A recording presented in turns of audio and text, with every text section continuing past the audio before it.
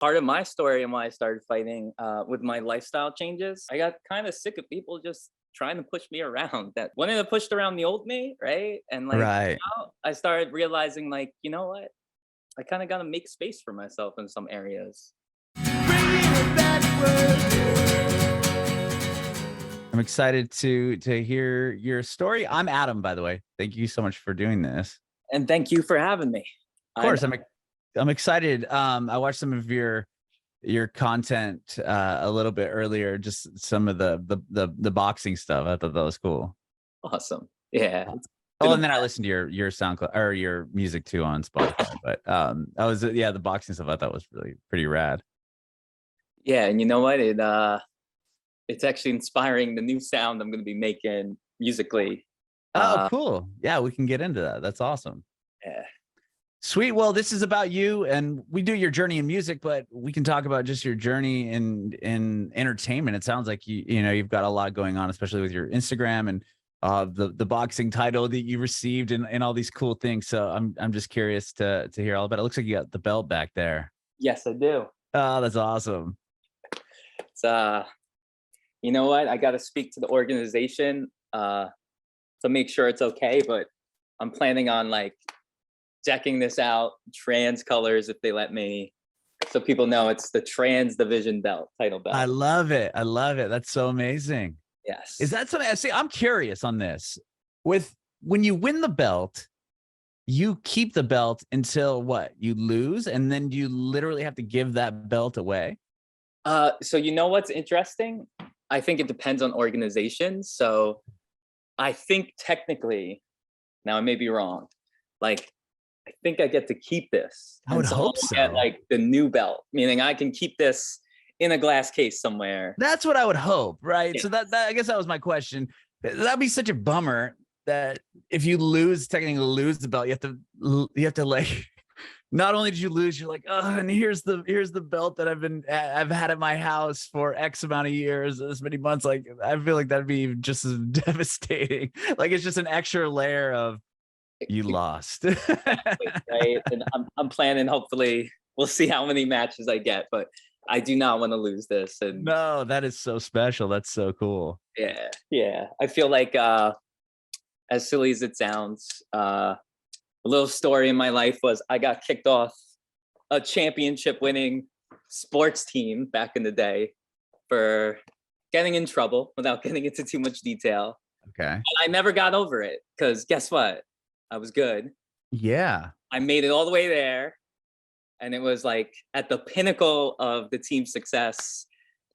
I didn't get to cross that finish line, right? And it killed me to this day. So this is Oh, like I'm my sure. replacement for that in many ways. That's amazing. I don't know if you even would answer this time. What sport was it, if you don't mind me Soccer. asking? It was soccer. Okay. Okay. Very cool. Well, I'm not going to dive into that because I'm just curious. Okay. So born and raised in Long Island. Is that what I saw?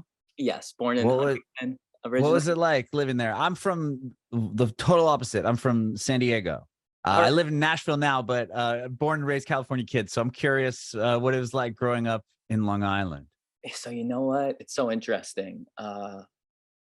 Huntington itself, the part I grew up in, it's very diverse. There's Uh-huh. multiple high schools, and like I think depending on what part of town or what high school you went to, it may have been a very different experience. Part of what made my, I guess, experience kind of cool looking back, especially because I was a teacher.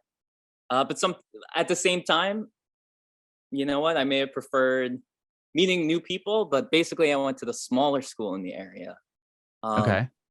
and what I will say is, I loved it in the sense that, being an athlete, living in the Mhm. city for so long, I love New York City. Don't get me wrong; it's like my second home.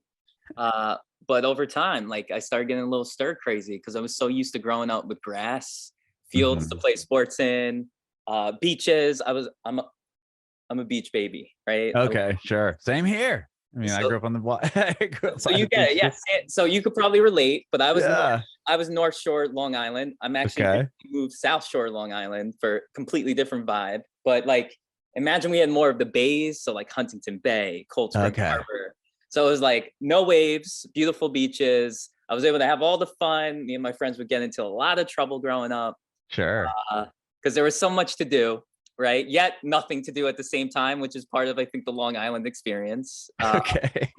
It was unique because guess what? I had some friends who came from a lot of money that Mhm. maybe went to some of these other schools, some even from my district. I had other friends that came from less privileged backgrounds than myself, yet we kind of made it all work. Mhm. And what I really loved was as an athlete, there was a lot of competitions among the schools. You head to the town over, there was Northport, like Elwood, we had all these feuds. Part of what made growing up at my school really cool was, and this is part of like my musical journey, Mhm. Mariah Carey actually graduated from my high school. Is that right? Yeah. So like Wow. imagine on top of it, not only did she graduate, she came back and did a live performance when I was in high school. It was amazing. Like imagine, first of all, in my opinion, this was like peak Mariah time, Uh-huh. right? Okay. It was like the Honey album, Oh, or wow. Yeah. she had Okay. the Jay-Z feature, right? I'm not sure if you remember Sure. that Oh, music. yeah. That was like when we were probably close to the same age. Yes, right. I'm in my 30s. Yeah, same. So like imagine right around that time, she comes back, she gets like outfits made to look like the school's uniform. There was a No documentary way. tied to the concert. It was on Fox, right? Fox 5, the local Yeah. station. I think it was nationwide. And imagine the coolest part, which is also sad for some kids, they had a raffle to like see who could go. So it was like, Oh, wow. Really? That yes, sucks. I mean, yes. like, But guess what? that's brutal, dude. Oh, But man, my that's 2 siblings, brutal. we got picked, and some other poor souls either had to stay home or watch it on these little old school TVs in the auditorium, right? And Oh, it was just, so I wow. feel so bad for those people. Yet I made it into the show. I was with one of my best buddies from soccer, actually, Ibra. And I remember we were like moving around and like, first of all, just seeing Mariah there, like unreal, right there in person, Yeah. made me Wow. think, wow, I can escape this town in my dreams, right? And then as I'm standing there at one point, I feel like a shadow over me. I'm in the crowd, and no joke. And this had such an impact on me too. I look right to my left, and standing right next to me in the crowd, bobbing his head, was Jay-Z watching Mariah perform before he ended up going out. And I just remember like Whoa. I was in my super hip hop stage too at this Okay. point, just like walking around with like the CD Walkman, just I Sure. probably was listening to Jay-Z all the time, right? And then guess what? He's right there. And so like, yeah, no, it had such an impact on me where it made me dream. So I would say Yeah, like, to see someone like Mariah Carey that came out of your high school and just to know obviously the level that she was at now and at the time, like you said, it's you could see someone's done this, and why can't I do this? yes. And you know what? I know a lot of people laughed at her when you hear her story, didn't believe in what she was saying she would be doing one day, right? Uh-huh. And I use that as motivation. Uh her, I've heard similar. I knew some people that knew Lady Gaga when she was going by Stephanie. Hmm. And guess what? A lot of them have stories how they all laughed at her and mocked her. And guess what? Like a year later, she's a superstar, right? Right. Uh, Exactly. so like, I get inspiration from all over, but it was really cool. And another random side note, you remember Opie and Anthony? Oh yeah, the morning show. Yeah, so like Opie graduated from Harbor Fields. Did he really? Yes, which I I just grew think up is in funny. through radio. I was on the radio in California, in San Francisco and San Diego for a lot of years, like 17 years. So I'm familiar with the other markets, morning shows and radio shows and stuff. That's really funny. Yeah, and you know Opie what? and Anthony are huge. I think they learned that the times have changed a bit, right? Yeah, I mean, I don't know much of anything that's going. Just at the time when I lived in San Francisco, like 2009, 2010, I was working on a station there, and some friends of mine were on a morning show that was in New York City in the 90s, and they were a kind of direct competition to Opie and Anthony. So I'm thinking, like, I don't know much about what they've done since or anything about their story, to be honest. I just know that they're like a big morning show in New York. I don't even know if they're on the air there So anymore. here, one update without going into it. Yeah. Anthony, let's just say Anthony got himself into a lot of trouble, almost cancel culture, like probably Oh, before that geez. wave actually came, right? Okay. But he did some things, and let's just say they axed him a while back Okay. And yeah, but and you know Interesting. what? I'll have to Anthony, do my own research.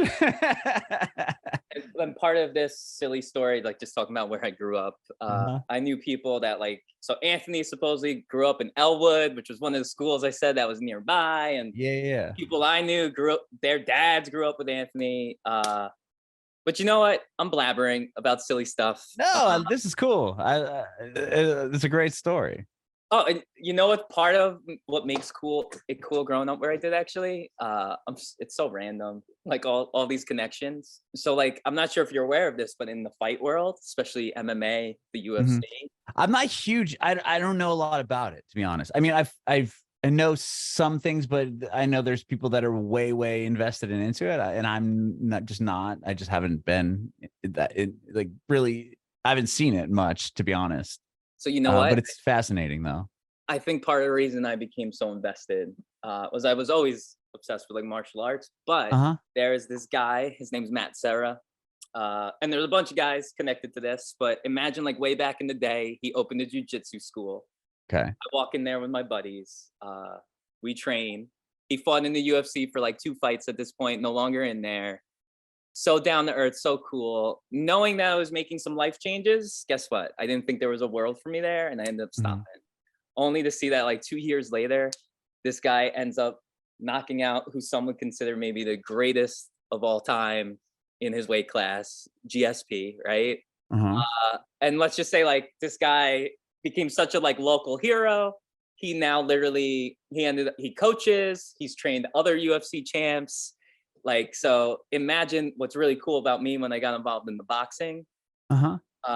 I've almost some people from this guy's circle are now my coaches. They're training me. Wow, I that's started doing incredible. grappling again. Yes. So yeah, in the Huntington area it's pretty unique. I'll also say growing up on Long Island, we have so much love for Billy Joel. I bet, right? Right? Like he is an icon out here, right? And a random Sure. story. Supposedly my uncle was in his band way back in the day when he was growing up in Cold Spring Harbor, which is this area by Huntington as well. So I've had lots of inspiration from the sports world Uh-huh. to the music world, growing up in this little area, if that makes sense. No, for sure. That's really cool.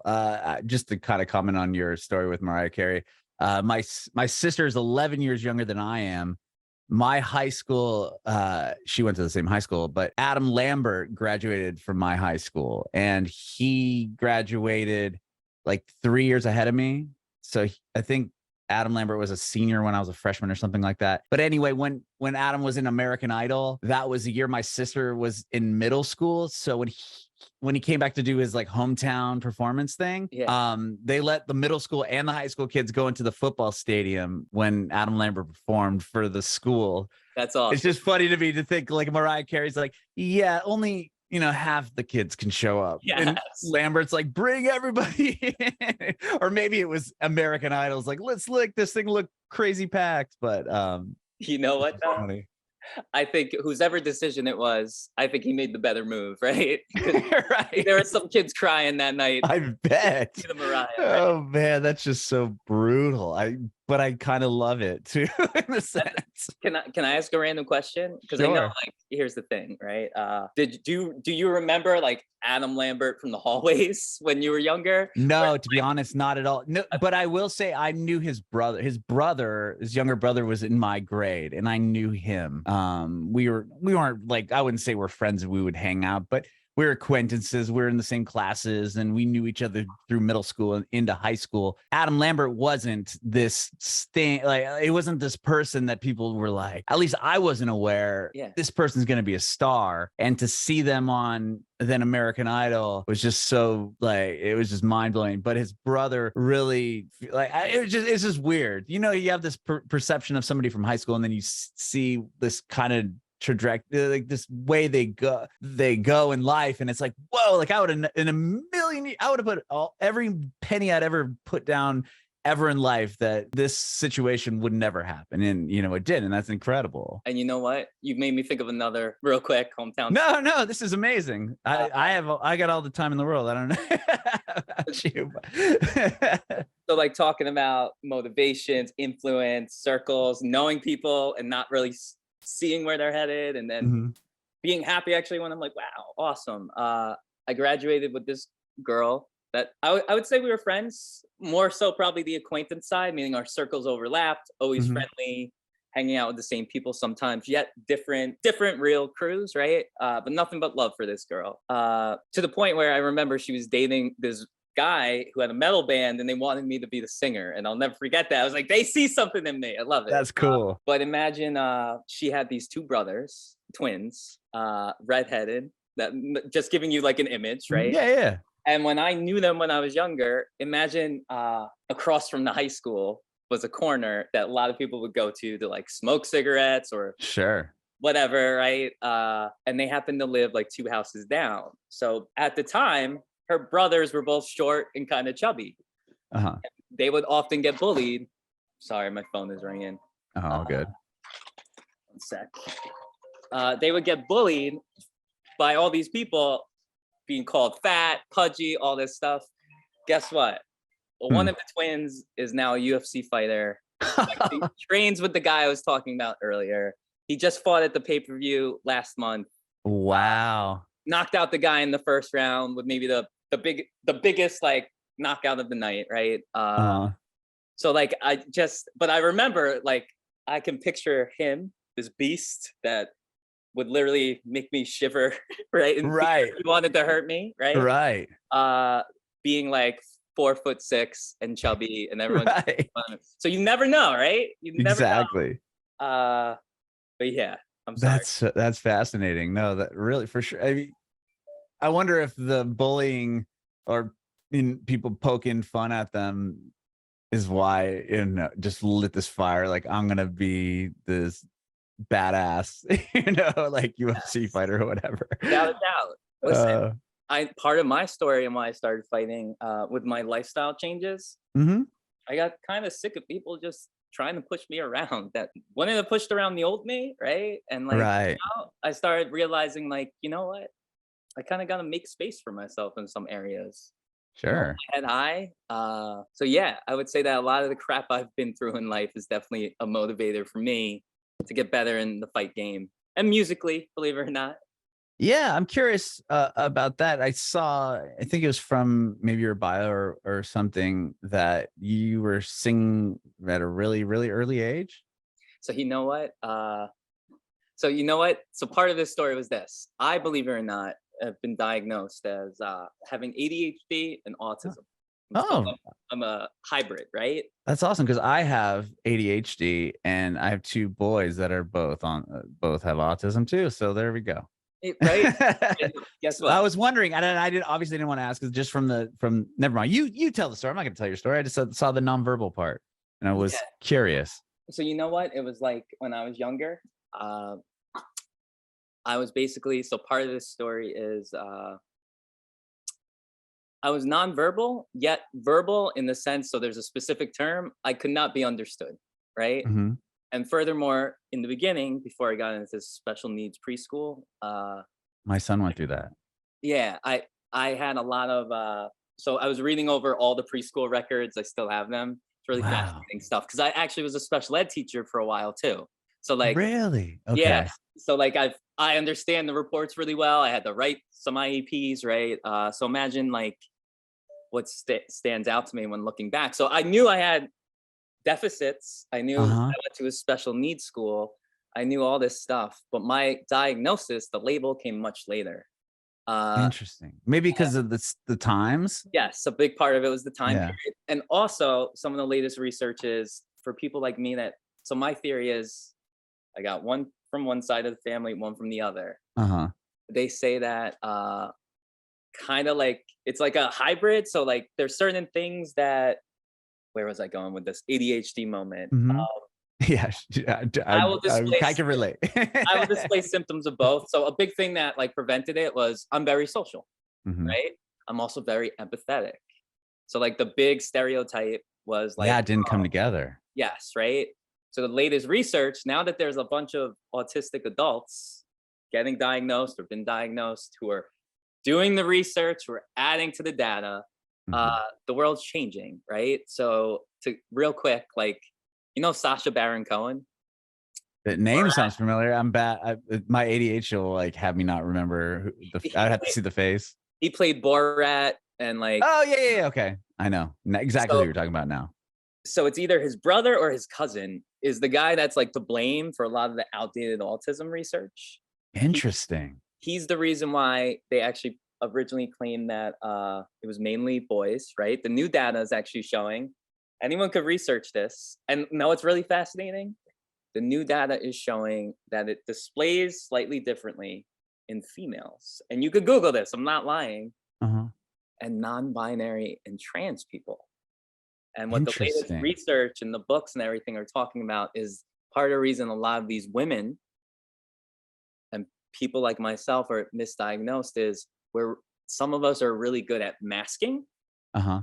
So, like when I was nonverbal, getting a Mhm. form of ABA, speech therapy, all that, guess what? I always was pretty bright. I studied people, and I think I got really good at like fitting in certain ways. Also, my obsessions fit Yeah, into that's things, where I'm at with the obsessions. Like, yeah, right? So, guess what? Mine was music, that's sports. awesome. So, guess Yeah. what? People didn't catch on half the time. So, like, guess what they say about part of the reason why girls don't get diagnosed? Their obsession might be makeup or ponies or things that Ah, were considered like classically like feminine. girly. Yeah. Yes, right? And a lot of the research is saying a lot of these women, when they get older, develop things like PTSD. They go through a lot of burnout. They push themselves at work. If anything, they're in more of the helper fields, teachers, nurses, stuff like that. So, like, the whole research of autism is changing. That's really fascinating. Yeah. And so, like, to go back, I had a mother that kind of was like ahead of the game. Uh-huh. She got me into this special school. She brought me to outside therapists as well. And by Yeah, the to be in your 30s now and to have that support and help, your mom had to be really on the, the cut. Like not even nowadays, not a lot of people are getting that help, right? and you know what I'll say is this, you're so right. Uh Talking about where I grew up, it just so happens there was a special school, probably one of the first of its kind, right? That like and a cool part to this story is I actually have a younger relative that might be wired a bit like me that just started in this same school. So I think it's just really cool. Like, That's really cool that you, especially now, you'll have those tools and a similar life path where you could help this person out if they run into something. yeah, That's cool. and believe it or not, so I used to teach. Hmm. I've jumped from teaching, and this is what blows some people's minds because they see like the entertainer side, the boxer side. Uh-huh. But I'm actually finishing up, and very shortly I'm going to have my license as a mental health counselor. Uh, Amazing. so Congratulations. yeah, so I've been doing a lot of. Technically, I have clients. I can't bill insurance yet. I will be able to shortly. But what's cool is I can offer sliding scales, cheaper rates, Hmm. and I've been helping a lot of adults with autism that have been reaching out, and I love it. Like, I That feel is so cool. That like is so cool. Yeah, just hearing your story. My son was in the preschool. Like it was, he had ABA and IEPs and the preschool or kindergarten. No, it was preschool. He was in was or it's like it was like mix of people with autism and without, and it was integrated. I think is what they called it. yes, But it's just it's and my wife is 100% to thank for knowing and looking into and finding all these resources, and she's helped other parents that are like, oh my gosh, like I think my child might have this, and she's like, here's the like here's this much paperwork of all the people you need to contact to get all the services that you could obtain from contacting these people and the help that you can get. So yes. it's definitely changed a lot, but that's really cool that you were even able to receive that at that young of an age. I mean that many years back now. Yes, and you know what? I love hearing that your wife is helping others because you named it. So much paperwork, but the sooner you get that stuff done, Mhm. just getting services that can help, right? Changes, and a lot of this data shows the sooner you start with certain interventions, the better the outcome in the long run. Oh yeah, it's been life changing for us. I mean, my son's in first grade now, and it's like they're trying. Sometimes they'll be like, "Oh, you don't know. I don't know if you need this." We're like, excuse me. And you know what? What I love is I think of people like Elon Musk, who I'm not the biggest fan of at the moment. That's another story. But But he's brilliant. There's no hiding that, yes, right? and I'm like, yo, he came out, he announced he has the diagnosis, like such a power move that can help Mhm. change the world because your two sons, is it? Yeah. That very One's in about to, or in is a freshman. The other one's in first grade. It's quite a gap, but so you know, yeah. I'm hoping that they find their passions and they could go change the world in some way because really, like, my honest opinion, yes, I have these deficits. There's some things I struggle with that would blow people's minds, right? Like Mhm. easy tasks. Yet there's some things that I know the average person couldn't do that I could rock out on. And I Right. Look at the accomplishments you've made, and yeah, having that belt behind you, and the Instagram following you have, and the music career, like all these things. Having that one obsession or a lot of focus on one thing isn't a bad thing necessarily. You know what I mean? yes, yes. That's so cool. Wow. Well, I'm curious about the music thing. So sorry, going back to the Uh, nonverbal, you yeah. would sing So yes, because you weren't speaking as much. I mean, that's obviously like a big sign of autism is if your child isn't speaking by a certain or only regressing in their speech. yes. And my son had speech therapy at a young age as well. So being able to hum and stuff. So that, or you were singing or humming, or I would Yes. imagine.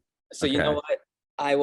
There were a lot of instruments around, and I was also known to grab objects, but my mom would call me Mr. DDD Hmm. because I would just go around and make songs that were basically not words, right? Hmm. Until I started developing the words. And that's where, like, I'd have a guitar and a microphone and I sloppily, because it took, guess what? Even when I gained my speech, what I would hear a lot from kids was, "What country are you from?" Oh, interesting. Yeah. So, like, what I believe actually is growing up on Long Island, I've developed kind of the ugly Long Island accent, right? Yet there's certain words that I'm convinced that they were like, you say that weird. No, I think I just learned how to pronounce it right in speech therapy. Sure. Whereas the Right. rest of Right. you are pronouncing Saying it it all wrong. P, right? So like, so I don't know how much of it was like I was still a little like You're like, well, good. actually, I'm the one that has training in how to pronounce these words correctly. Yes, I remember like first, second grade kids who became some of my best friends. Like, "Are you from Ireland?" I think they looked at my last name and whatever. That's But funny. like, so yes, I would literally like I was always so part of me thinks it was stimming, Mhm. right? Oh, sure. But at the same time, when I say to people today, is a lot of my music making starts with like stimming, right? Mhm. Like I feel the vibrations, I think of patterns, right? So almost like the DDD Mhm. was me like basically coming up with different melodies and things like that. And so yes, like I eventually got to speech, but early on, a lot of humming, a lot of D D D D, a lot of banging pots and pans, like Mhm. anything that led to a vibration, I was busy like doing it. Okay. And then and you know what? My little sister, it's funny. She like followed in my footsteps, and I remember her with the guitar and stuff, and it'd be the two of us, right? Oh, that's Like cool. putting on shows together. Uh-huh. But imagine, so as time went on, uh, I became obsessed with music. I had a best friend that had a basement that was like like the hangout spot, right? And I think Uh-huh. it was like first grade, and that's where we discovered. I think it was Red Hot Chili Peppers, Green Day, like the Dookie album, Okay, sure. uh, and early Offspring, right? Mhm. Yeah, This was like Smash or something like that. yes, The same era. yes. So like I remember the Red Hot Chili Peppers at the time. I think were known for wearing like the socks over their genitals. Oh, yeah, yeah, of So, course. so guess what? My friend and I would get crazy. Like Do the same thing. the parents would come down and we were jamming to friggin' it'd be like us and another friend like with fake guitars, like with socks on, right? But we'd have underwear on, but over like the socks over Oh, the underwear, right? got it. But guess what? parents confiscated all of our music. I remember like it was yesterday. Oh, wow. Only for us to go and like find ways to get them through friends, right? That's Of course. how obsessed I was. And I remember like, so going back to the autism too in this time period, I was this kid with all these ideas in my head. I already struck lifelong insomniac. And I often said that my babysitters early on was like the musical artists on VH1 or MTV late at night. Uh-huh. So like I Like 120 minutes or something like that. yes, right? Mhm.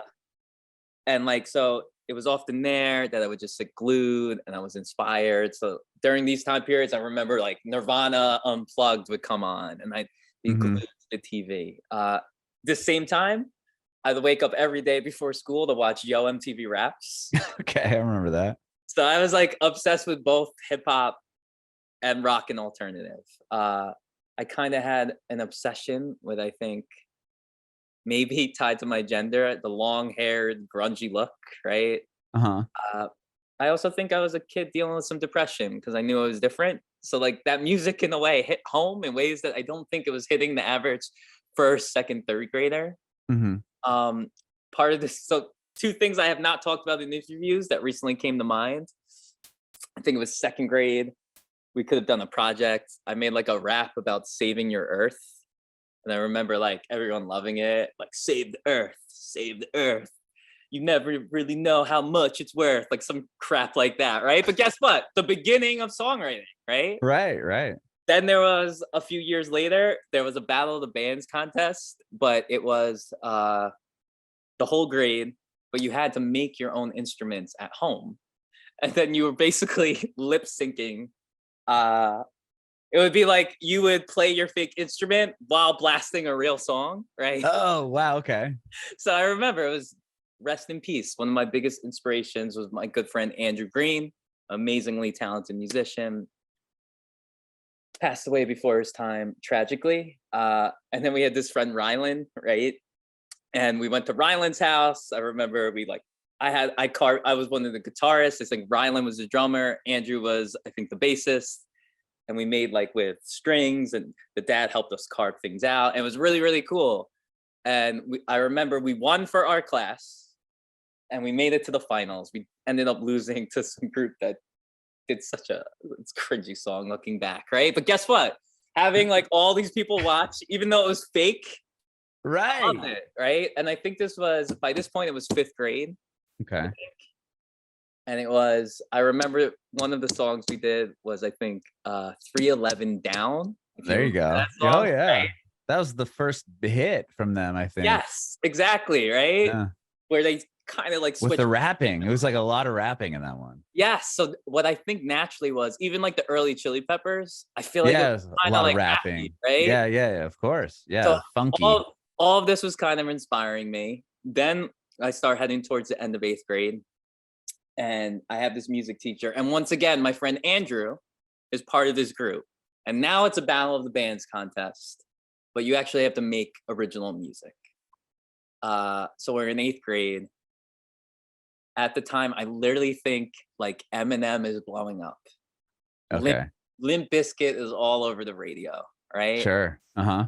And I love both, right? Along with like Rage and all that stuff, right?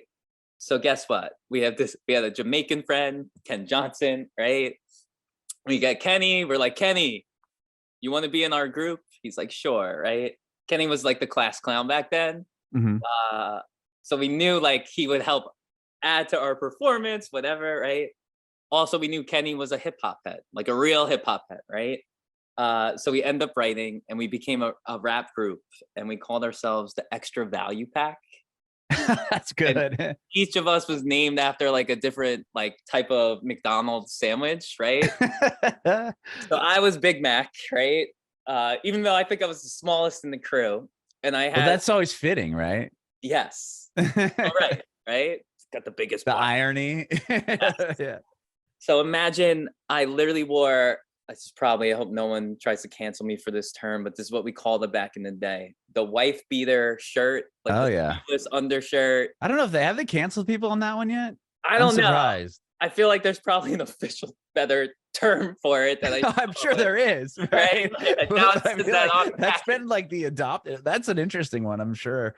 That hasn't been, yeah. I don't So, know. so imagine I rocked that, and I had my backwards red Yankee hat, just like Fred Durst, and we went out. And I remember part of my rapping was like, I'm gonna slaughter it, right? But like, just like Tito, little kids think I'm Nito. Chop up other rappers and throw them in my burrito. Yo, it's Big Mac in the extra value pack. I don't smoke crack because the cops be on my back. I remember, I remember that's like how it ended, right? And we ended up blowing people away. It was like a really bad beat we found, right? But Mhm. it was just so original and so lively. Like we went out there with like, we had people laughing, dancing, right? And we won. And I just remember Wow. like being like, wow, we actually won this battle of the bands. And then I was like, yo, Hooked. I'm hooked. I'm hooked to this. So part of this sad story, imagine my music teacher. It's so funny how everything connects. I haven't thought about some of this for a while.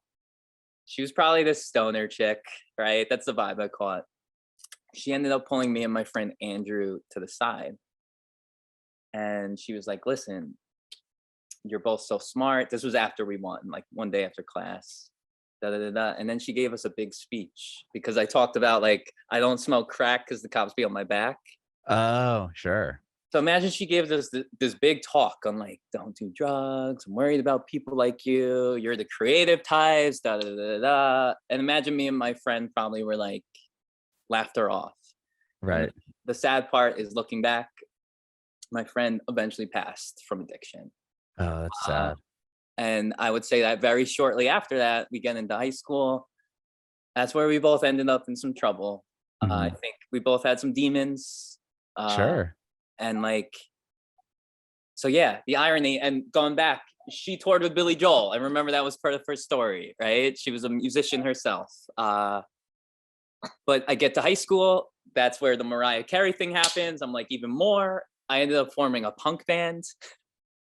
Uh, Is I, that the Sophomorons? yes, the sophomore. That's a great name. Yes, but we were sophomores. It was me and my two buddies that were sophomores, right? The Uh, Sophomorons. That was hilarious. and we tried to write our own songs. We had like a few really bad, cringy songs, but we were Mhm. basically like a Blink 182 cover band, There you right? go. Yeah. And then it literally turned into where like everyone in the band kind of wanted to be like the star, and we just ended up disbanding, right? Mhm. Uh, and then I would say like the musical dreams kind of like life happens, and it's like, oh man, I guess I'll never. I was always trying to start bands, but no one ever like showed up, right? But I would say like being obsessed with music, part of the reason I became a teacher. Mhm. Uh, I ended up having an IEP. They gave it to me. So I had the IEP early. Part of my story is when I get good at talking, they literally end my services and they threw me in the gifted program. Oh, wow. And then guess what? Part of my identity became like, yo, doing really good until Yeah, yeah, yeah. Well, that's what happens, right? Because a lot of the time, an Elon Musk situation, right? yep, Just so brilliant, it's yeah, the nonverbal to knowing, just knowing everything because being so observant of thing. It's just interesting how the mind works with. I mean, I just see it with my son. yes. And you know what? So listen to this. I became an even bigger sponge, fell in love with learning, loved it, kind of nerded out. As I get older, I start struggling with completing things that are timed. And then Oh, there, we go to the ADHD. ADHD, right? And they found out I had some fine motor issues too. There was a point in time, eventually I get a new IEP, Mhm. and they gave me a scribe for a while before I was able to catch up and do things myself, right? Mhm. But like literally super verbal. And what they found out was, so going back to those preschool records, they talked about I probably should have had OT, and no one gave it, Oh, right? right. Like, but part of this story is when I wasn't completing, say there was a 100-question test. Uh-huh. I'm gonna, Mr. Hopkins, if you're out there, I can't believe you're still teaching. I heard they were gonna make you administrator. Makes me cringe. Part of the reason I would go. Sounds I like would go, a good teacher. yes. I would go up to this guy and be like, "Yo, I only finished 70 of the questions. Can I come before school, after school, at lunch to finish the 100 questions?" And he would refuse, and he would refuse, and he would grade it Uh, that way, and he would mark the so you're 30 questions starting at a wrong. 70. Yeah, Yes. that When guess sucks. what? Every question was correct. And making it even more infuriating, you took my test and you checked it with the other gifted kids. Guess what? I had the best ratios in the sense of like, being correct. Right. Yeah. 70 was correct. 70 out of 70, and then not having an opportunity to answer the next 30. And guess what this guy would do? He would fail me. Wow. Right. So guess what? I end up going. My mom tries to fight for me.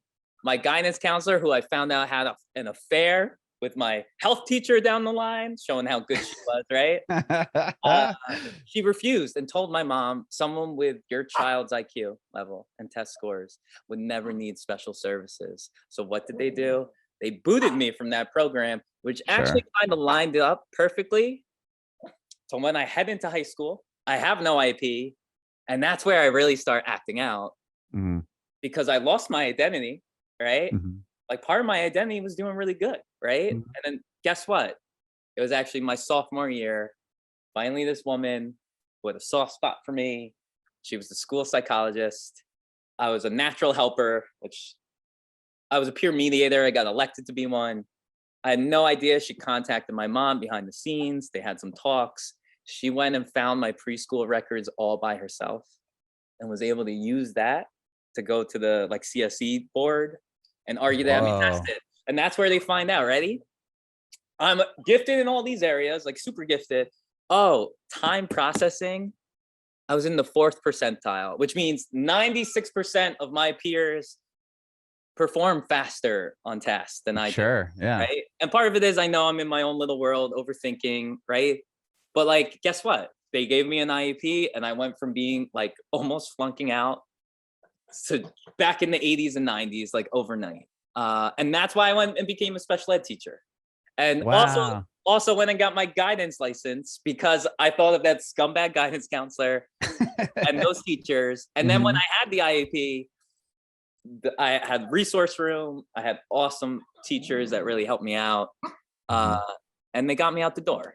And I often think if I was if I didn't have my mom helping me fight again, if I didn't have that psychologist, sometimes I think I would have been a dropout, which is so disgusting. And like you said, I'm happy I got the services, but the majority of people aren't getting Don't get them. Right. Wow.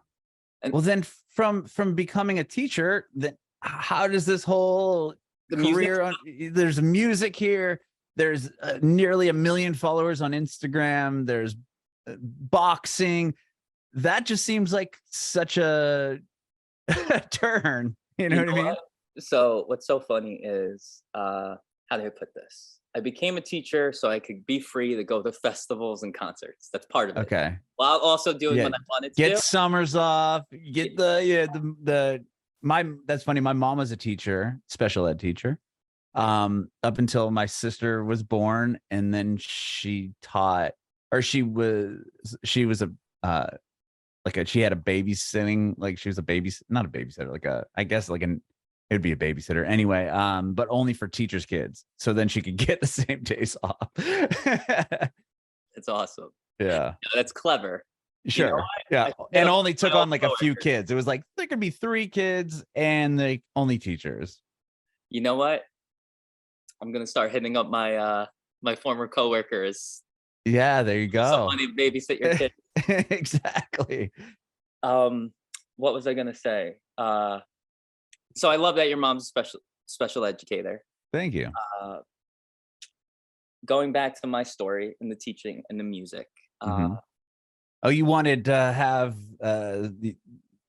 you could go to festivals. That was it. But quickly what happens, guess what? My friends that were around to go to festivals, you start aging out. They're having kids, they're moving across the country, and suddenly it's like, yo, I don't have my old circle as often, right? And guess what? I kind of stopped going to concerts as often. I'm stuck in the workforce. I'm also trans. So part of this story is I knew since I was 4 years old when I was nonverbal. There's videos of me throwing tantrums and all this stuff about how I felt about myself. I used to pray to God at night and pray that I would wake up in a different body, as crazy as that sounds to some people. Wow. Uh, and it never happened. And then I tried my best to be like macho and all that stuff. So without saying too much, it was sometime in my early 20s. I tried to transition, Mhm. and it was a really nasty, disgusting experience where society ate me up and spit me out. I was working in I won't say where, but another educational system at the time. Uh, Mhm. and, they tried to force me out, and I stood my ground. Oh, while you were working there, they didn't Yeah. wanna. Okay. And this was actually my first lesson in how the world treats people like me sometimes. Mhm. And let's just say some disgusting stuff happened. Uh, but in the end, these people that tried to smear my name and get rid of me, Mhm. I'm a fighter, and they almost broke me. But I always come back. And let's just say in the end, I left this institution. I Mhm. can't say anymore, Sure. but I proved what really happened. And all those scumbags that did disgusting stuff, a lot of them were held accountable. Not all of them, but part of this story is I jumped to the public school system right when this was all wrapping up. Uh-huh. I cut all my hair off. I stopped my hormones. I literally started in the DOE, probably weighing like 130 pounds because I used to starve myself to lose my muscle. I thought I had to Mhm. because what society convinced me of, right? And I tried to man it up again. And guess what? Overnight, was doing laser hair removal. I was on hormones. Well, guess what? My facial hair starts sprouting back. Some that wasn't sprouted yet, right? Acne's come in. I was losing a little hair from the head, gaining lots of muscle. I think naturally, genetically, I can bulk up easy. Mhm. And guess what? The job became so easy where I climbed that ladder quickly, became a dean of a high school very quickly. Wow. I literally had life made out for me, got all the attention from people physically, right? Mhm. Like, I guess I was considered attractive, but I was miserable. And I would look in the mirror and I hated myself. So part of this story is I got to the point, I was in therapy this whole time, and I made a decision. I was like, either you're going to be miserable for the rest of your life, and that might end really, really bad. Because what I tell a lot of people is before I transition, it really was an obsession. Mhm. Like, stays with you every day chronically since I was a kid. Now that I'm this far, I don't even think about that stuff. And when I tell a lot of people is, I know a lot of people might be against letting people transition, but I went from being a depressed person who was kind of floating through life to someone who's hungry for life, contributing to society. And I almost compare it to this.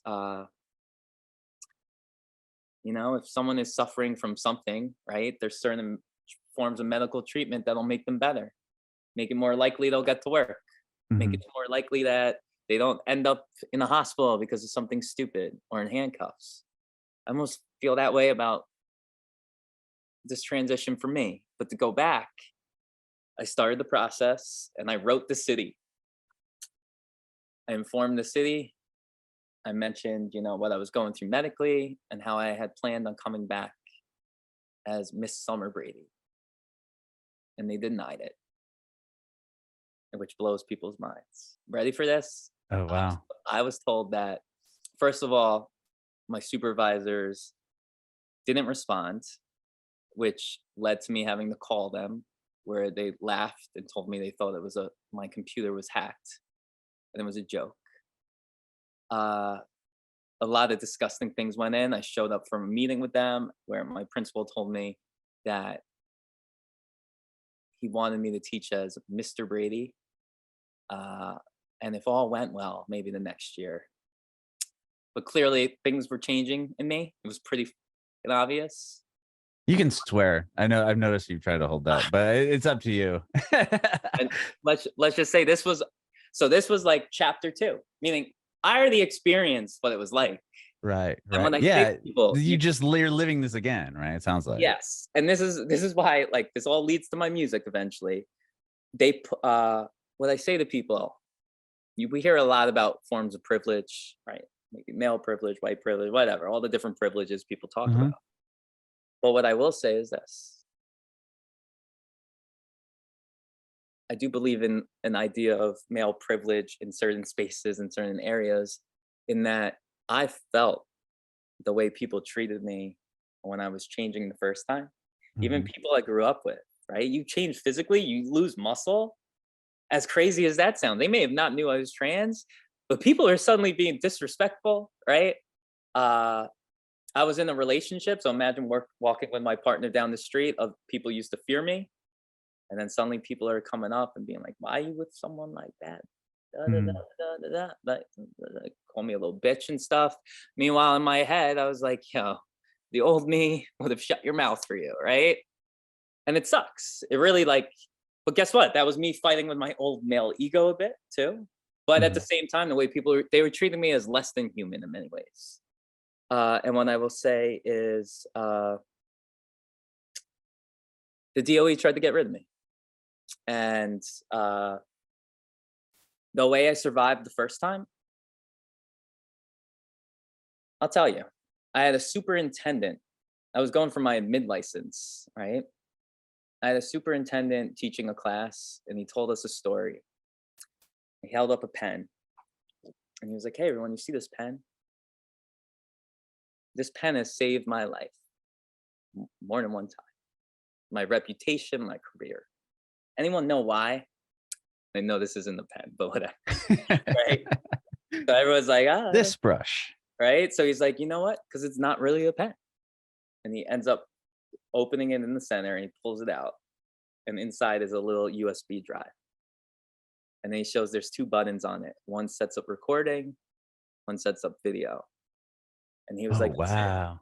he was like, "in New York State, it's one of so many states where recordings are allowed in federal court. You're legally allowed to record in a one-party state. Only one person needs to be aware. Now, you can't leave a recording in a room and not be part of the conversation. But if you're in that conversation, it's legal." Interesting. I didn't realize that. So imagine this guy's telling this story when I'm literally going through shit in the first place, right? Mhm. Like it was like the universe opened up and gave that message for me on this day. And the guy mentions like where he got it, and then he explains that there was a teacher who was not a good teacher. He was giving the teacher the ratings they deserved, Mhm. and basically was informing the teacher they were not being asked back, right? Mhm. She accused him of sexual assault, and he explained how easily he was able to disprove it and how quickly he was able to disprove it because he never has a meeting without this pen. Wow. So I literally left that class that day. I drove to a Brookstone and I bought a pen just like that, not knowing that I would be called into a meeting the next day where they were going to try to force me to sign a document that would have just done, it was so messed up, right? Mhm. And there's so much more to this story, right? What Right. we're leading to this thing with, Sure, sure. This is like the uh, bare bones of it. and so let's just say the person involved that was trying to get me to sign this, there's a whole nother side of the story. I can't say certain things. No, I get it. They got arrested while I'm battling with them for my rights. They ended up on the cover of a bunch of the New York newspapers Oh man. because they got arrested by the feds. Wow. Right. So it turned out when all this was going on, right? Uh, this guy he literally had the feds spying on where I was working, by the way. And there were times, I swear to God, where like I told people that I thought there were people, I'm like, yo, I feel like I'm losing my mind. I swear there was someone watching like me at work the other day, only for us to learn the feds were watching this guy because he was stealing money and he was having employees fraudulently write it up that he was spending money on other things. It was so disgusting. Another craziest part of the story, he had a personal assistant I knew. And if you were to Google this guy's name and read up, he got like a slap on the wrist. There was a news article about this personal assistant who knew knew what this guy was up to. Supposedly fainted while a train was coming in to a station. I'm convinced to this day, I'm leaving things out about some of the things this guy did. Damn. Right? What came out was Yeah. he was using some of this money to hire private investigators for his political enemies. Right? So like this guy, and here's the best part, little funny part to this story. He was a gay man. He was Cuban, super flamboyant, and he also bred wiener dogs. And he would wear shirts all the time that said, "I love wieners," which just made it even more. So he was like a gay Cuban mafia boss, right? Wow. Right? But guess what? In the end, what worked in my favor was all that shit hit for him, which literally made like the organization that I was fighting with kind of like roll over, where they were like, "Yo, we have bigger things to worry about at the moment." And then I jumped to the city, only to run into the same fucking bullshit a few years later, right? So three times now. Well, listen, I jumped, so I went back. So now this is the second time, Oh, okay, sorry. right? Got But you. guess what? There is a third time because they try to end me in Queens. And I can talk all I want about this stuff because guess what? This part ended up in federal court. Oh, damn. Right? So we got a ways to go. And they settled with me, which is part of this story. So imagine these scumbags, including the union, because I wrote the union. I wrote Michael Mulgrew to tell him what I was planning on doing, and the union tried to bury me too. And part of this story is my tenure date passed. There's a law in New York State, if your tenure date passed and certain things weren't done by a certain date to inform you, well, you're just granted it. And guess I what? think that's similar in other states. Do you know that they try? My date passed, and then after I filed a complaint on something disgusting my principal did and said to me, the union and my principal tried to cover all that up, even though I had all the proof. And then they were denying me. And then the union was suddenly like, they were trying to end me. But here's the truth. The way I survived the first time, well, guess what? You think I was going into these meetings, having these conversations? So long story short, they're trying to end my career, letters in my file every day. I had kids call me faggot. I report it, the kids deny it, and then I got a letter in my file saying that the kids like, yo, you should have seen this letter. Kids deny it. If you accuse these kids again of this, you're gonna be pulled up on disciplinary action, right? Like, just such crazy shit. Someone brought a dead pigeon to school and threw it in my face. Like, so much shit was going on. And what I will say is a lot of my experience was always top down. If the guy in charge disrespected my shit, everyone around would feed on that shit, right? So like I've been physically attacked a few times at work. I don't even want to get into it. I apply for a medical leave. I'm told by the union in the city, you'll never get approved for it. I call up and find out all the rules to get approved for it. I make sure I meet all the requirements. They deny me twice, right? I finally, when I think they got scared, I get approved for an FMLA leave, right? Which was tied to me recovering from something actually, but it was also a way for me to survive, right? Guess what? They start calling me in for disciplinary meetings, which is against the law for federal FMLA leave. If I didn't show up, they would find me guilty of what they accused me of and put letters in my file. Literally with a week to go before I'm supposed to return, right? Where they're literally stepping things up. I am kind of having a panic attack because I'm like, yo, they're gonna end my career if I go back there. This whole time I was applying for safety transfers because there were rules about how you could get safety transfers. I fit all those rules. I applied for the medical transfers. They just kept denying me, right? Just kept denying me. Part of this story is I have a relative that happens to be an employment lawyer. He also happened to be queer. They were not helping me. They got so disgusted by seeing what was going on. They got involved. So suddenly they're messaging these bigwigs. We have all the evidence of everything, by the way. Demanding you need to make sure this transfer goes through by this date, or we're either going to file in federal court or with these human rights agencies. We give you 1 week to respond. What do you think they did? Damn. They called the bluff, Sure. right? They end up part of this story is I reach out to Governor Cuomo's office. I reach out to Mayor de Blasio's office. I still have all the evidence of this, which a lot of them wish I didn't, right? Multiple emails. Eventually I have cabinet members calling me, still have evidence of all that, right? And this is why the city eventually really tried to end me, right? But guess what? They didn't really reach out until something happened first. So imagine they call the bluff. My sister lets them know, well, you have till end of the day or we're doing what we said. The union's lawyer calls my sister, talks, oh, I revealed who the family member was, crap, whatever. Talks down, right? Says that basically is like, you're stupid, da da da. We reveal, hey, everything you just claimed about the last blah, blah, blah months is bullshit. What do you mean?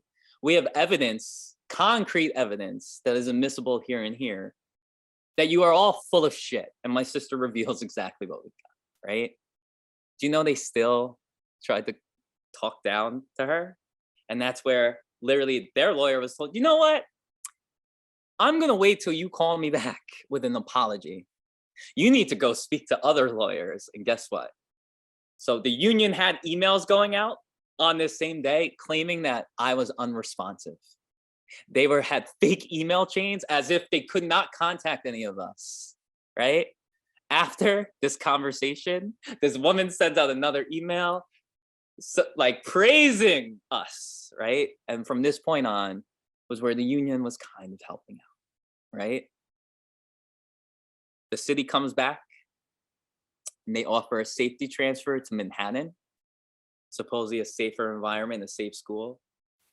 I just have to sign my rights away. And it needs to be signed by this Friday. Oh, guess what? Monday is the day I go back to that hellhole.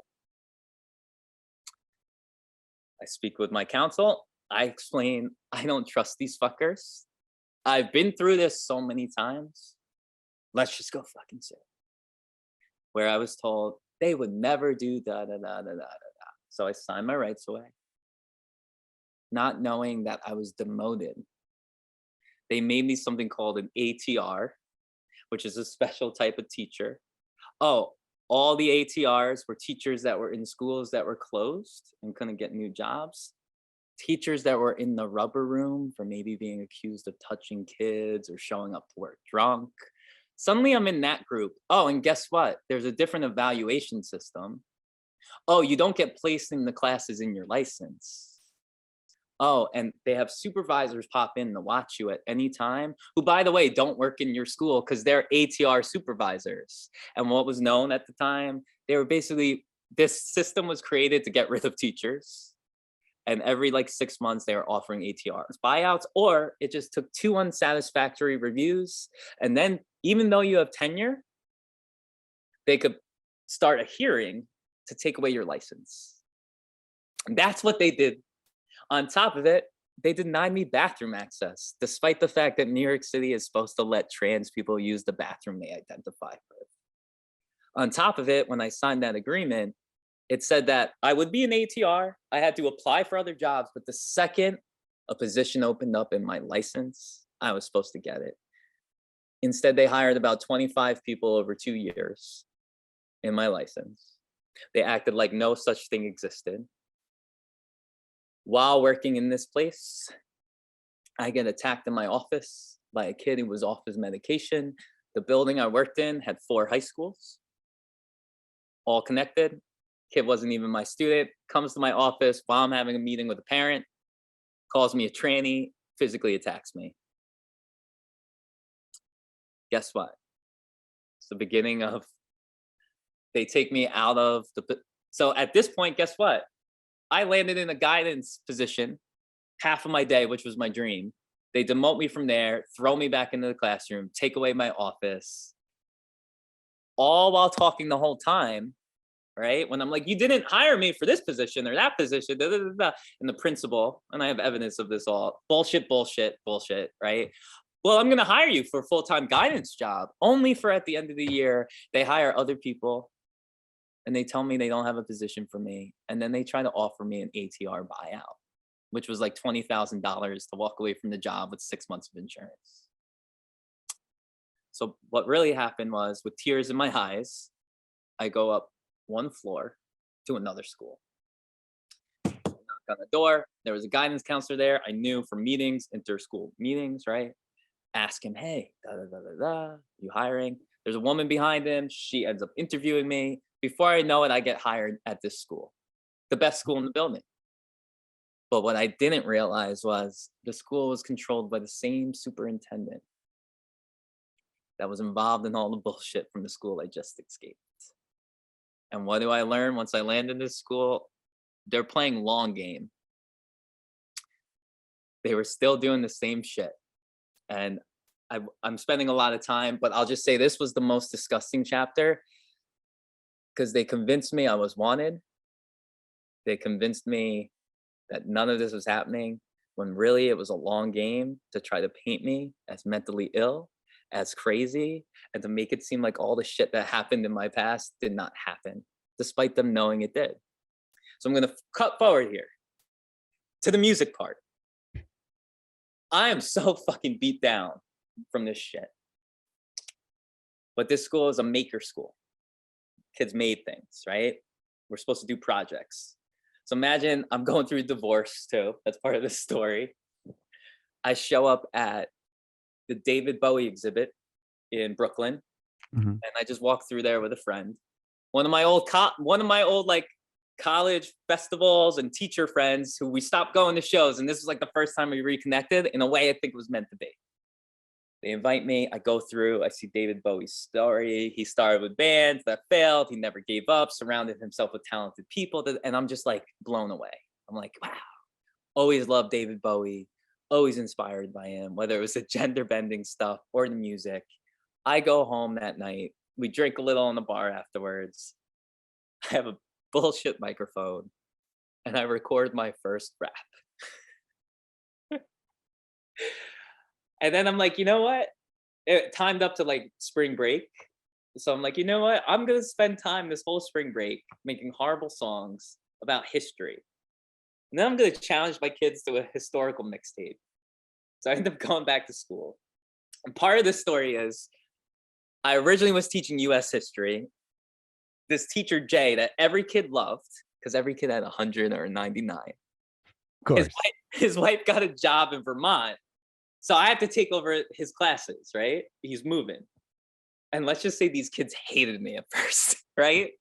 Because I come in, I'm still grading too nice, right? But imagine the kids write like 2 sentences for an essay and they were expected a 99. Like, that's the type of class I inherited, right? So these kids are trying to eat me alive. I'm the trans teacher, whatever, right?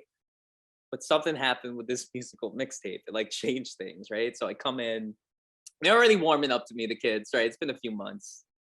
But I play this horrible song, right? And this is where one of the kids nicknames me Shady Brady, right? And I'm like, yo, I bet none of you could top my mixtape, right? This heat, like, so ridiculous. I have like a hat on, right? I wore like, it was almost like 90s style rapper outfit to class that day, right?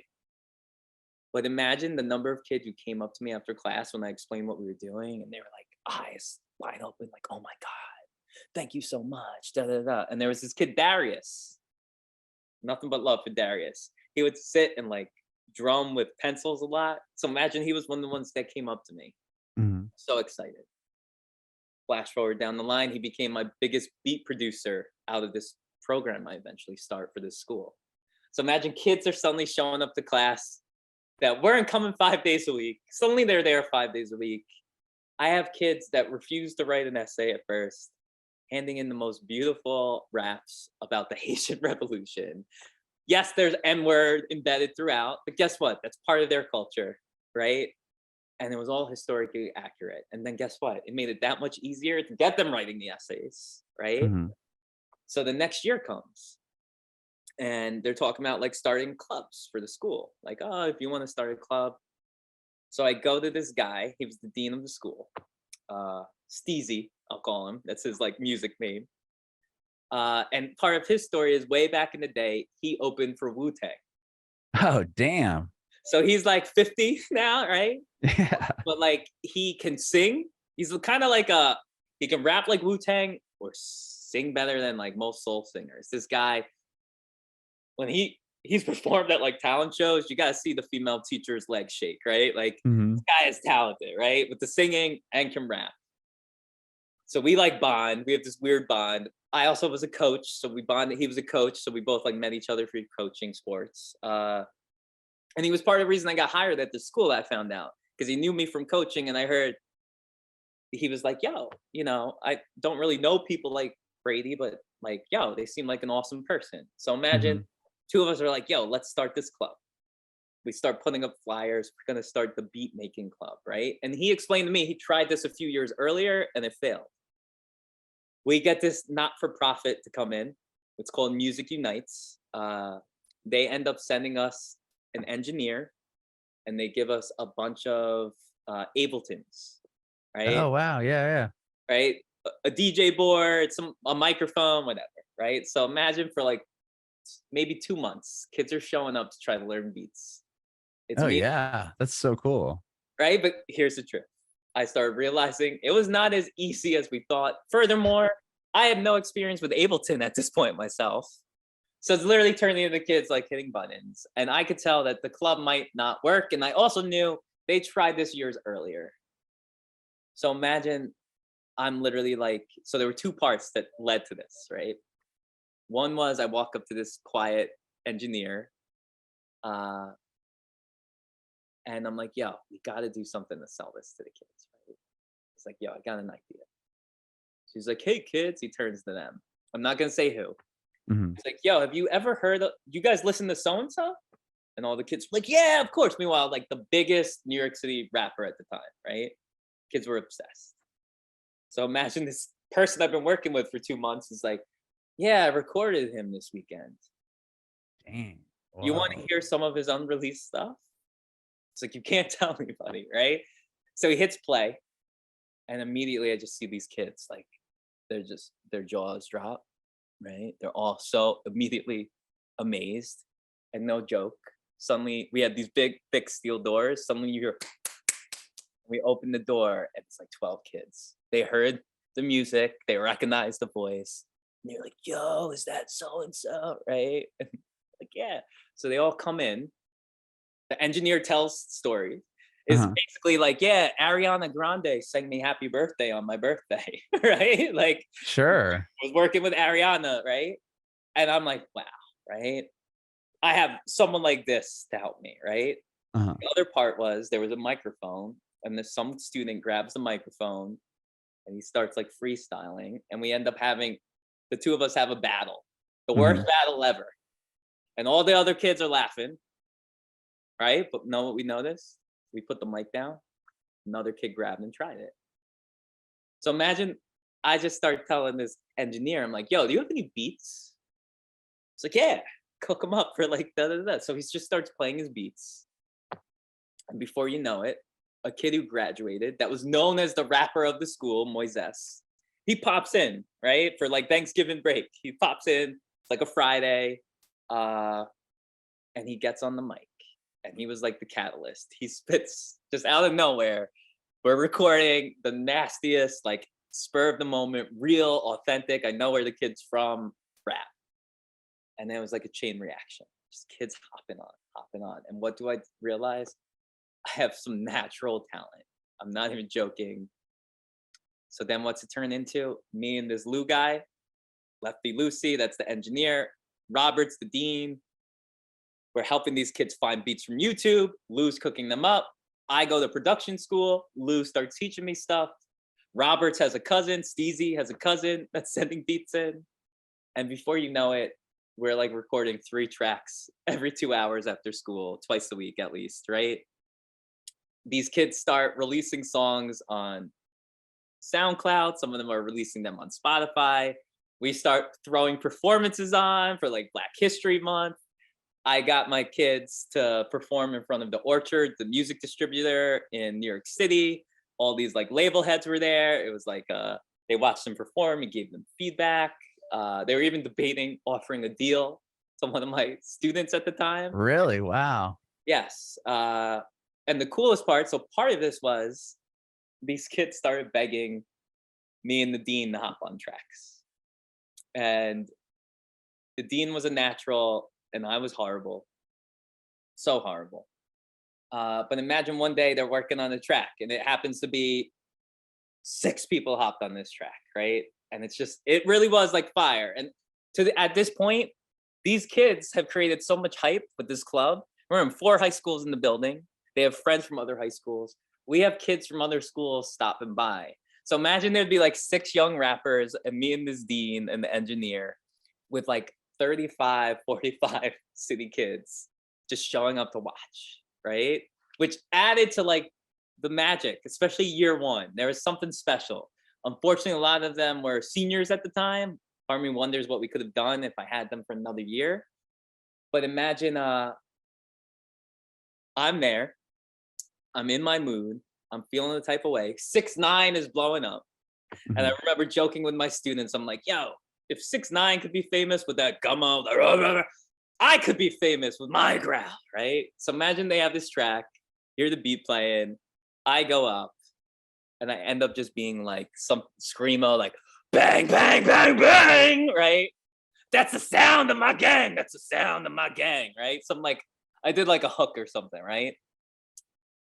Not knowing that these kids filmed it, right? Or like if you see the footage, I wish I could track it down. Like literally, this one kid, Hassan, gets out of his seat, his jaw drops. Kids are like amazed because they were not expecting the super like bark. And then I end up Mhm. doing like a full whatever, right? This one kid shares it on his Snapchat. It goes viral. And then before I know it, I have all these kids that are like, yo, can you do an aggressive hook? Can you? Da, da, da, da? So then my teachers start coming back that I work with, and they're like, yo, I can't believe it. They're like, I was subbing for Jim. You realize the kids are blasting your music, like all through class. So, like, literally, kids are, right? Whether it's my song, a song I'm on, the kids I'm working with, right? And it's just we were getting better and better. So here's the truth: there's so much horrible music out there that we should have never released, but it was part of the growth, right? Uh-huh. Um, and guess what? The next year the club grows. I get a new classroom. I literally build a studio in my classroom. What made this so scummy is as this lawsuit's going on, guess what they targeted? My club, Oh, sure. right? And my boss ends up killing the funding for it.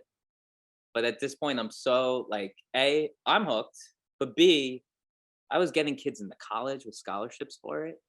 Like one kid recorded a rap about the FAFSA process. I helped him do it. Huh. And they asked for supplemental material. He sent that in and he got into the school with that song, right? So like Mhm. that's the type of stuff my boss should be pushing. It was the most popular club.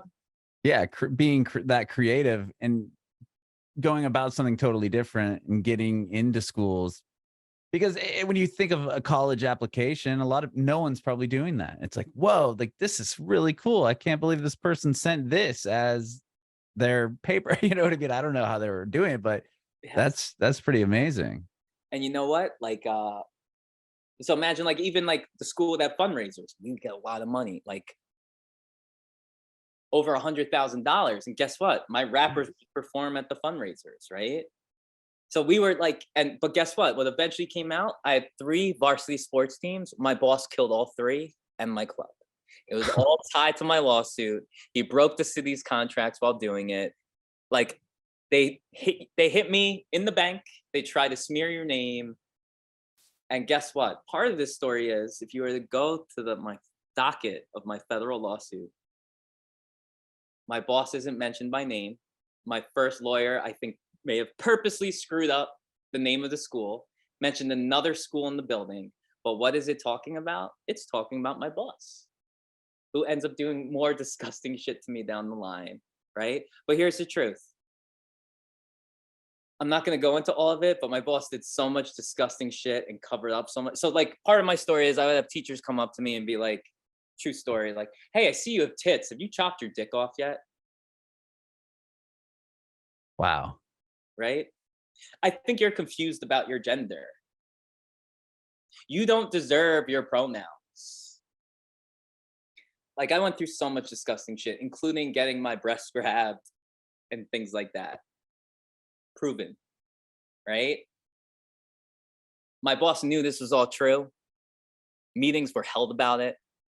My ride or die was the union guy who I think thought I was crazy in the beginning when I landed in his school. But after sitting in meetings with the top wigs of the union and being in the meetings with my boss, and then to see my boss deny that I reported these things over about 4 fucking years while trying to accuse me of being mentally ill, and was selling it in my last year to people that literally were some of my closest friends. He was able to convince them. Meanwhile, what makes it so disgusting is I would sit there and openly tell people, like, guys, you can Google this. It's public record. They didn't believe I was in federal court, right? Like, and so going back, showing how scummy these people were. The union did try to help me. We tried to handle it internally. The OEO, imagine showing up for investigations where people handed in witness statements, seeing me be attacked and stuff like that. And then I show up for the investigations, the internal investigators that don't have the evidence and no explanation. Oh, but anything that could make me look bad was all there, right? It was so disgusting, right? So guess what? They drag it all out. The end of the year was coming 1 year. Originally, my lawsuit was tied to the other shit. What makes this so disgusting is my boss and I would have talks about it, and I would straight up be like, Luke, you know what the fuck has happened to me here. I don't want your school involved in this. Please don't do anything to impede my justice. And I would tell my boss with my union guy there, like, because he knew about the lawsuit. Like, I plan on taking this to the end. I deserve justice. And this guy would look me in the eye and tell me he was not like the other people and da da da da da, when really he was worse than all of them. So I'm gonna cut ahead a bit. I'm sorry, this is a long story, but this is so much of it. Yeah, no, thank you Uh, for telling all this. This is, yeah, a lot. so imagine, and no, it's crazy. So many people still don't believe it because it happened in New York City, which is known as like the liberal Mecca, Right. right? But that's why. Wait till I explain like what happened with some of the media. So imagine I went to the Human Rights Agency, the EEOC, and oddly, even though I called up all the time, they're a federal agency. They closed my case and they claimed they couldn't get in touch with me. Good thing I had evidence that that wasn't it. Mhm. Furthermore, I knew a trans person that used to work for them. They reached out. My case was reopened. I heard, oh, they switched investigators. They reopened it. Why the hell was my case closed in the first time? Right? So guess what? This new investigator, love this guy. He's all like, I know they're up to shit. I called this guy. He told me he'd call me back. He never did. They didn't give me this. Da, da, da. Part of this story is there were witnesses that were supposed to testify for me. And one of them turned and went to the new principal of the school I left, who sat down all my witnesses and told them they couldn't talk to the investigator. That's impeding a federal investigation, right? This involved kids and staff, right? And guess what? I had evidence of it. That woman was never held accountable, right? But whatever. So to go back, I filed with the EEOC. They reopened the case. You can Google this. Only 1 to 3% of filings ever find the probable cause. And then they say, if you don't have a lawyer to help you with it, well, you're not probably going to win. My autism, I'm convinced I'm a bit of a mess, but I had the info, I had the data, I filled out all the paperwork. This guy helped me. They found probable cause. I had a letter that says New York City DOE violated Summer Brady's human rights. Da da da da da. It states exactly what was violated. And they were supposed to meet me in conciliation, which means they could have settled and all would have been confidential. On the first day of my last day of working, my last full year of working for the city, I get a letter. They backed out. They pulled out a conciliation, which means the clock was ticking. I had 90 days to file in federal court, or anything that happened to me, I couldn't do shit about. And I've left out so much from this disgusting story. And I knew it came from my boss, this Luke asshole, right? So guess what? I waited to about day 88. And I filed in federal court, which was my right. And then I sent the superintendent notification of my filing. So he had full knowledge. And then that asshole, along with my boss, started their plan. This was the same month my dad passed away. One of the hardest months of my life. That's when the real gaslighting and the public attacks happened. And I know this sounds crazy, but going back to Steezy, who helped me start my club, well, around this time, they moved Steezy to AP. They promoted him. And after this whole story ended, Steezy came back to me and apologized and explained the disgusting things that him and about 15 other people did to end my career. And then explained that in the end, they all put their foot down to my boss, Luke, who, by the way, was leaving the system for a more cushier network job, right? I'm happy they put their foot down. I got a lot of apologies in the end. But what ended up happening was they turned my friends against me by putting fear into some of them and convincing others that I was making it all up. So like, I don't even want to go into it, but part of this story is I applied for 2 jobs that opened up. My friend moved up from Dean, he became AP. You go look at the city's contract, there's laws that exist about hiring. Well, what I brought up in the hiring committee meeting was how our school did not follow these laws since I started working there. And then I notified everyone I was applying for these 2 positions, which, by the way, I was clearly the most qualified for in senior. And then guess what? The union went to the school and informed them too that legally they had to hire me for these positions based on qualifications and seniority, which was spelled out in the city's contract, right? Special positions, the hiring needs to happen that way. Do you think they followed it? Do you know they went back to my union rep and told them they had no intentions of doing anything? Part of this story, I'm going to cut to the chase. After speaking my truth about my boss in some meetings, a lot of these coworkers suddenly are calling me and texting me, saying they're concerned for me. They want information about my story. Do you know what I knew? And then it was confirmed. They were the snakes working for my boss, trying to get info. And I knew it, to the point where I even told some of them at points, like, listen, da da da da da. And that's where they freak out and try to end me even more, because they knew, like, so guess what? Some of them knew I had recordings, right? They knew I had text messages, right? They knew I had the proof, and that's why they tried even harder to paint me as mentally ill. Part of the story is my boss calls me suddenly after he's aware of what I'm speaking about, truths involving me and him. He calls me for a random phone call. I have it to this day. He offers me, ready? Hey, Brady, you know, this spring, it's a new time for a lot of people, you know? We're all like, things are kind of getting back to normal. I want to know if you were interested in something. I wanted to offer you something. What do you think he wanted to offer me? A gig. My sports teams. Not the job. No, not the job. In fact, I brought up that job. That's part of this conversation. And let's just say it took a turn for the worst. And part of this story is he tried to accuse me of extortion down the line. That's part of the story. So let me get to it, right? Mm-hmm. So imagine he calls me with this phone call. And in this phone call, we keep it really real. And this is where I straight up tell him, Luke, I hope you're telling the truth. I hope you stay out of my way. But if you impede my justice, Luke, I promise you, everyone will know what you did to me one day. So guess what? Maybe they consider that like a type of a threat, whatever.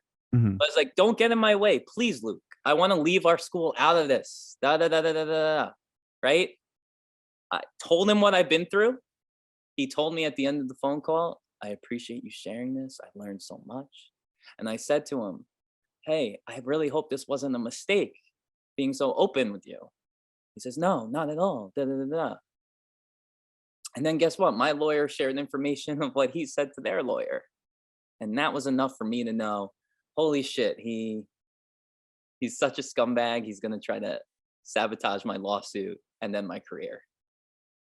So guess what? Around this time as well, his right-hand lady, Liz Dowdell, who hated me at first, I believe.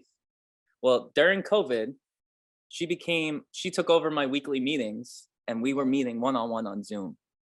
She witnessed my life, she got to know me, and we got close. She ended up being one of the people that reached out to me, and she informed me right around this time that she was leaving the DOE, that she was debating staying simply to protect me. And then she informed me of the disgusting things they were doing behind the scenes. And I'm so happy that she gave me that heads up because I made moves in that last month, right? So guess what? Part of the hiring for this position, we had to do like model certain things for one of these positions. They kept trying to sabotage that stuff, right?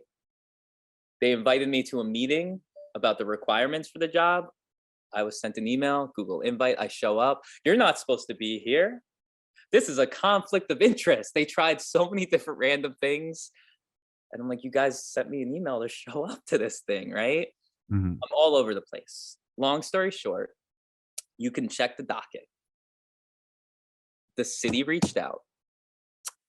And when you're in federal court, you can go to a magistrate judge to end things before it goes to trial or at any point to settle. It's like a second judge. The date was set. The city was set to settle. At that point, it was about the schools before this. I was 1 week away from walking into federal court, or it was on Zoom at the time, right? To settle. They wanted to settle or offer it, and I could have denied it. Mhm. 1 week away, they were informed they had to give me this job. I show up to a meeting related to this job. Some of the most disgusting things were said to me. I got attacked. It was a setup, and I knew it. Part of this story is like, I left this part out. When I applied for those jobs in March, I sat students down, I sat some staff down, former coworkers, and their parents that knew me. I told them all about my lawsuit. I told them all about the jobs I applied for. And these people really knew me because they knew what I did for their kids. And I said, listen, I have a feeling that the city is going to try to paint me as mentally ill or as a danger to kids to hurt my lawsuit and to deny me these jobs. I hope you will speak up if this happens. My coworkers believed my boss, besides a couple. It was the parents and the students that rallied behind me when this most disgusting part ends up happening, writing to the mayor, writing to all the news press. AOC was involved, ignored it. Like, it's so disgusting, right? So imagine I'm in this meeting, they attack me, they bring up my autism, like the most disgusting stuff. In this same meeting, me and Roberts were in a breakout room at one point, Steezy. Mhm. We have a talk. I make some sense to him. I'm like, yo, I've been trying. So part of this story was I revealed to people that Roberts was a witness to something that could prove something about my case. And Mhm. they promoted him after I shared this information that he had, whatever, I'm all over the place. This guy, during this meeting, as I'm talking, he announces out loud, holy shit, I'm starting to realize people haven't been sharing all of the context with me. I get off this meeting. The most disgusting shit was said to me. I immediately report it. I go to my union guy. He's so appalled by it. We try to set up meetings with my boss for a week to report what was said to me. My boss keeps pushing it off, avoiding. By the way, he was supposed to get me info related to the settlement. He then hits me up and he tells me to show up for the meeting. I show up for this meeting. You want to take a guess what the meeting was? Not sure. So you can Google this. I think it's Education Law 2568 or 2468, something like that. But in any city with a population over 1 million people, a superintendent with complete immunity, meaning cannot be held accountable for this action at all, can send any city employee for an involuntary psych evaluation. I showed up for this meeting, and as I had predicted, my boss sat there in this meeting, this Luke guy, and accused me. He was concerned about my mental health, was afraid for the safety of children, and informed me that I no longer worked at the school and that I was now being sent to the quote, rubber room, district, whatever, which I mentioned earlier. Mhm. And then I will have to go through a mental health evaluation to prove that I'm stable enough to teach, which I predicted would happen. Uh-huh. And that's where I kind of spoke over my boss on Zoom. And I said, listen, I'm sure this is being recorded right now. And I'm sure you'll use this to try to paint. And he had a huge smile on his face, right? I'm sure you'll use this to try to paint me as crazy, but you'll be seeing me soon, Lukey. And my union guy who was in the meeting, who called me after saying he could not stop shaking because he just couldn't. This guy's been teaching for 21 years, never seen anything like this. Remember, probably didn't believe me at first until he came for the ride. He knew this. We had an earlier conversation because remember I told you I went to my boss to inform him I plan on taking this lawsuit to the end. Please don't retaliate. Guess what? My union guy was there for those conversations, and he was also there where we contacted the union explaining what was going on and asked them. So part of the story was, remember the witnesses were told not to talk? My old union rep backed out of talking, and the union made a deal with us that they would get a written statement confirming my side of the story from this guy if needed to wrap things up. So we went to them a year before all of this, meaning all the dates are there. So guess what Josh says? Turns to me and he's like, you know what? I think we're gonna have to call so-and-so like we said. Meeting ends. I get sent for the rubber room. Oh, guess what? Part of the contract where they were breaking was they were trying to hire an outsider. Part of what made me have the right to the job, it was supposed to be only for internal candidates first. If no one met the qualifications, you then look on the outside. That was how it was stated. So they ship me away. They immediately send this guy a hire letter. They hire him. They then postpone my psych evaluation to the first day of summer. And then they send out an email that if you don't have your evaluation before summer, well, you can't be placed back on the teacher status. You stay in the rubber room till the first day of school. They close down my email. I try to fight to have it during the year. Of course they don't. I pass with flying colors. I show up on the first day of school to learn that I'm no longer teaching history or special ed. They threw me in math knowing I had a math disability. I no longer have a classroom.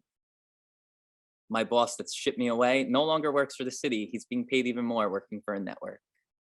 Oh, and I have a new woman who's in charge, who works for the superintendent, who was just treating me like complete shit and treating me like I was crazy because guess what? She wasn't there to witness any of it. She kind of became apologetic towards the end, but let's just say it became an even more disgusting thing. So going back to the music, the sad part of this story, when this went down, they used some of the graduates to target me. And so part of this story is my little musical crew, there was a split. Oh. Remember, Steezy ran the club with me. Yeah. He knew those kids longer. He was their basketball coach. He told them I was crazy, and they believed him at first. And that broke my heart because literally when they cut my program, Steezy was no longer part of it. I was paying thousands of dollars out of my own pocket regularly to get these kids in the studios. Even when they graduated, I kept in touch making music. But guess what? There was this core, the younger ones, that came in after that first crew that had me as a teacher, that knew who I was. And I'd say some of the most talented, that knew everything that happened to me was true. And guess what? They were some of the same that sent letters to the mayor, to the news and all that, right? So guess what? That's where we got most lyrical. And I have all this unreleased music, some of my most fiery, and this is what's leading to the more like metal rock sounds that people say I deserve. I became a storyteller. And guess what? Me and these rappers, we went and performed these songs. Oh, we performed it at Black History Month, right? Oh, the coworkers that did that stuff to me, they were in the crowd. Do you know how great it felt when I literally have like 500 city kids that love me to death, chanting me on with my young rappers, and I say a line written for a specific person. And they're there. And I point right at them, and they turn bright red and look away. There's no feeling like that. And here's the truth. Music was so good. I have a song, a Governor Cuomo diss track. Yeah, people love it. Because he fucked me over with the lawsuit. So part of the story was they reached out after the lawsuit. And part of the reason they were painting me as crazy was, guess what? It does sound crazy when I'm talking about Cuomo's office and de Blasio's office helping cover up what happened to me. Part of this story is I brought back that email thread after they shipped me away. And I sent an email to all the bigwigs in the city that confirmed the Cuomo part of the story. Going back, I got booked to open for Tekashi 6ix9ine. Yeah, I saw that. And the baby too. And the baby. And guess what? This was right after where I performed a lot of these songs. I performed with DJ Drewski. We had a radio interview. I brought one of my students that was still in high school on this radio interview. And guess what? I made sure my bosses knew about this stuff. And guess what? It was when I was in South by Southwest, and this was part of my music push. I Mhm. wasn't taking it serious at first. It was for the kids, and then it became a way to survive and make some noise. I'm not letting you guys silence me ever again. Mhm. South by Southwest, right around when the Takashi thing was happening, my lawyer calls me up, my new better lawyer. Holy shit, what the fuck happened? Apologizes because they wanted to settle. And something that at one point I said would make me happy to walk away. And I know I deserve so much more. I'm not going to go into it. It's a public system, so I'm not going to get much. Right, yeah, sure. But imagine I was told by 3 lawyers before that I had to spend money on that sucked, right? Uh, Mhm. you'll never get that, including the new one. And I got it, right? And part of me was just so disgusted. So here's the truth. I have not been teaching since March. They called me to break at that time. While I was there, I signed my celebrity boxing contract while in South by Southwest.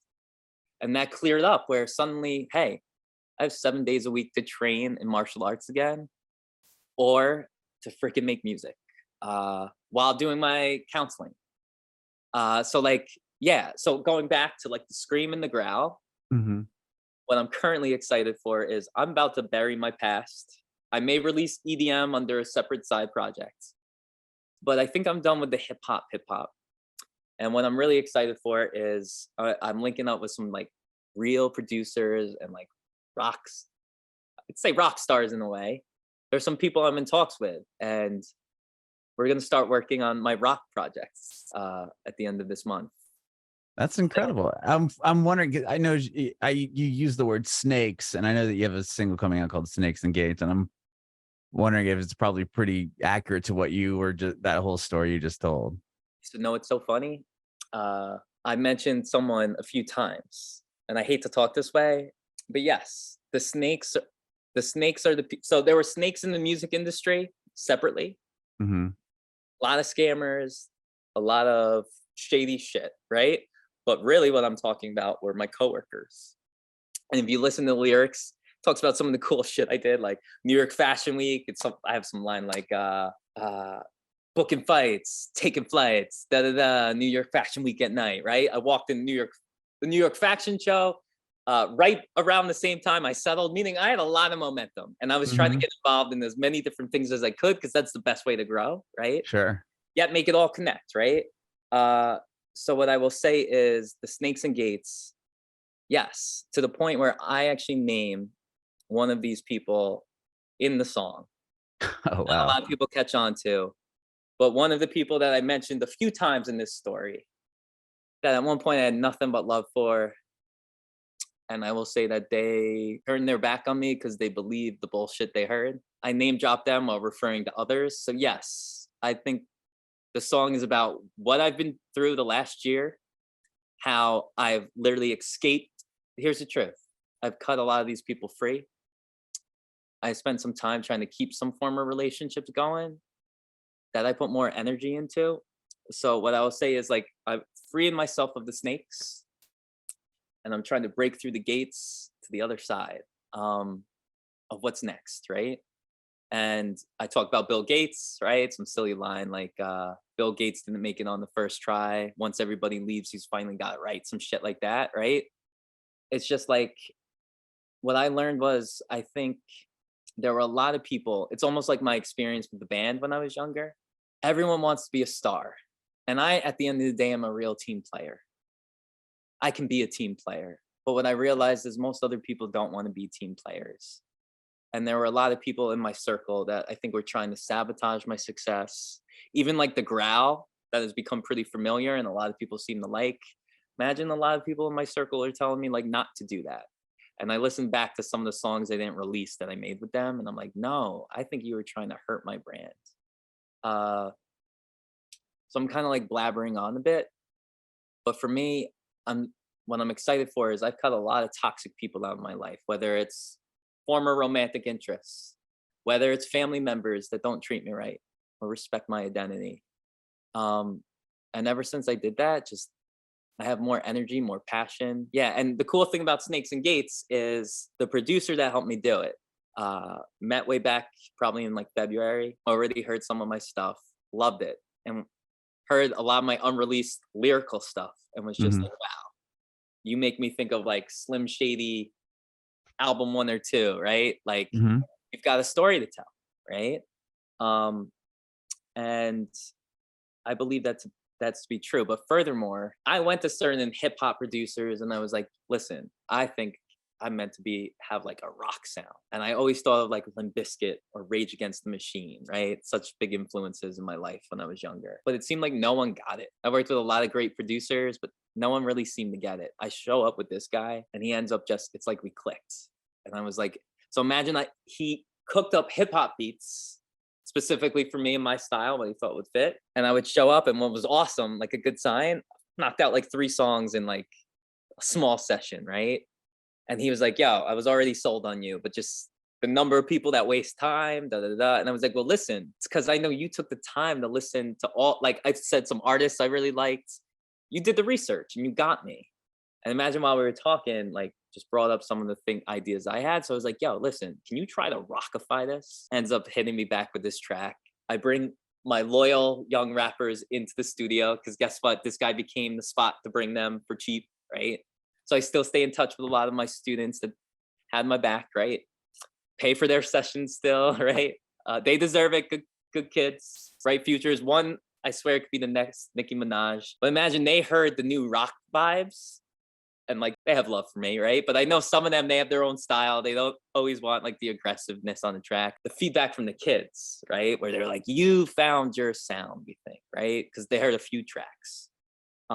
So what has me excited is we have this almost hip hoppy rap rock track, Snakes and Gates, that some people seem to really like. And where I'm thinking of is having my album, or maybe I'll just release some singles. I believe I want to keep some of the hip hop, have like a rap rock vibe, but then I want the other half to be more like rock rock. And that's where I'm excited because I'm a huge Mac Miller fan, and just watching him progress. I think his last couple albums were more than just hip hop, and a lot of it was him reaching out to different types of producers and brilliant minds. And that's why I'm really excited for some of these people I'm talking to, because I just can't wait to see what we make. And Hmm. I've made some things already that I'm really happy about, but I think Snakes and Gates is almost, I don't want to cheapen Snakes and Gates. I love it, but I know what comes after is so much better and what I'm looking for. Does that make sense? Yeah, no, for sure. I've heard a lot of artists talk about that. Like you're excited about this because it hasn't came out, but wait till you hear what I've been, it's all, you're always ahead of yourself in the sense of what you're releasing. I've heard that a lot. Yes. Well, that's incredible. You have an incredible story. I can't wait to hear Snakes and Gates. I don't think it's not out yet, correct? No, it's going to come out Yeah. December 9th. Okay. Awesome. Well, yeah, you have such an inspiring story, and thank you so much for being so open about it today. I really appreciate it. I'm so worthy. So thank you for sitting through this No, extra long. this has been incredible. Really, really it has. I have one more question before I let you go here today. I want to know if you have any advice for aspiring artists. I mean, you work with them all the time. Yeah. So you know what? One thing is, don't expect to go anywhere if you don't have some type of a budget, or someone funding you, which is what really stinks. Maybe you'll get really lucky. Someone will spot you performing somewhere. But what a lot of people don't realize, and this is where I miss the teaching a bit, like I had a nice paycheck that at the end of every 2 weeks, and I was able to take some of that to book some studio time, maybe pay an artist to help me with an album cover, maybe buy the right outfit for a concert, right? It's all the little small things. Also, like if I'm in talks to possibly tour with this rock stuff, believe it or not, I know that's going to take some money unless I get some big label to throw money my way, right? Most of us are indie. Even some of these people that aren't indie are complaining about the expenses, right? The world has changed. What I will also say is don't get stuck in a box, and don't work with just maybe one engineer, or diversify yourself. It was when I started hanging out with other rappers, trying out a different studio, you just learn more, you walk away with more. And I also think do a nice little check on your circle, right? Really think about who is there for you and when they are there for you. Um, because you don't want anyone delaying your success or holding you back or sabotaging anything. And I'd say the last thing, try to stay humble and be nice to people. I hear a lot of stories about artists with all the talent in the world, but their diva attitudes or the way they treat people hold back their greater success, right? Or limit the big ride that they have. So something as if you're gonna hire like a makeup artist, right? Treat them well, be friendly, make sure they're fed, give them a nice tip, right? Because you never know how those people will talk about you afterwards too. Um, and I believe, I don't know, energy comes back to you. What you give out to the world is what you often get sometimes. So yeah, here I go blabbering. I could sit here for another hour giving all types of advice. But yeah, be smart with your money and check your surroundings.